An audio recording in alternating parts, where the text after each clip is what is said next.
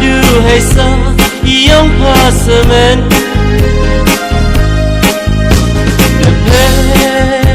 the you the chaya the slave berkadil du ye bhagi kon la you the snow come wa ipe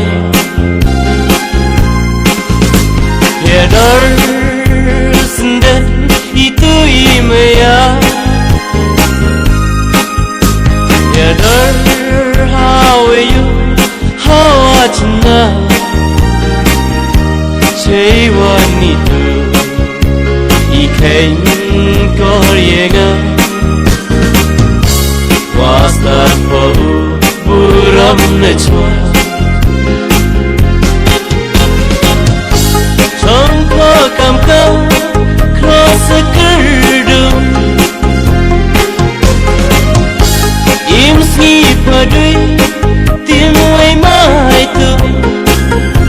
Daki the art way for a day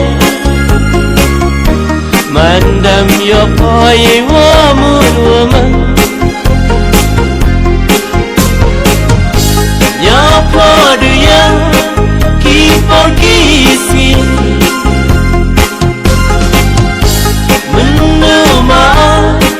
Uyang me Start forward Open bang penting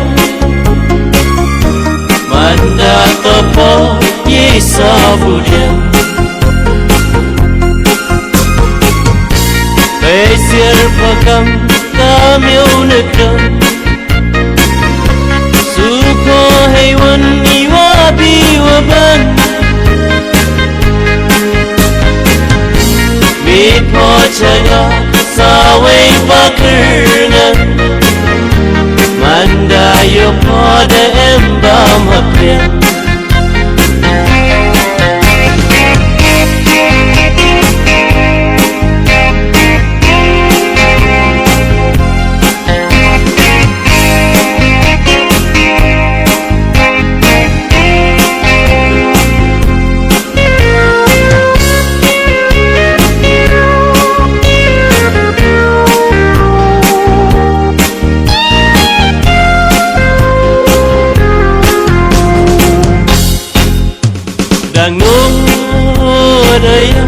Ki khana open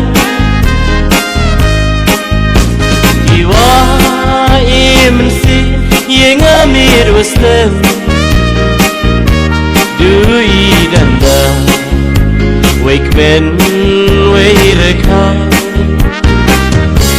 Yemen sina open da pencha Nuwa du hesa Young passamen The pet the yut the chaya the slave Say by here Itu ipin biang pendam Yo am darwe yo am high God why you let Open topen biar Apa unti korunti dan Kamang ketwai waro umoy Tangka jagle umhayu lairo Kici tamo nadam cakun Kinway jebi open topen biar Hati yang power ada ilun Jilut pakam wabah mukna Man berupaya kau tuding sok Urso wabang wat yang way was born Natri hakri dade poukai Manda sa su di nyo pau pai Manda sa su di close kisla Hey te uang pa kamoncha Manda tli say man bruaka Hey te silet pa kamoncha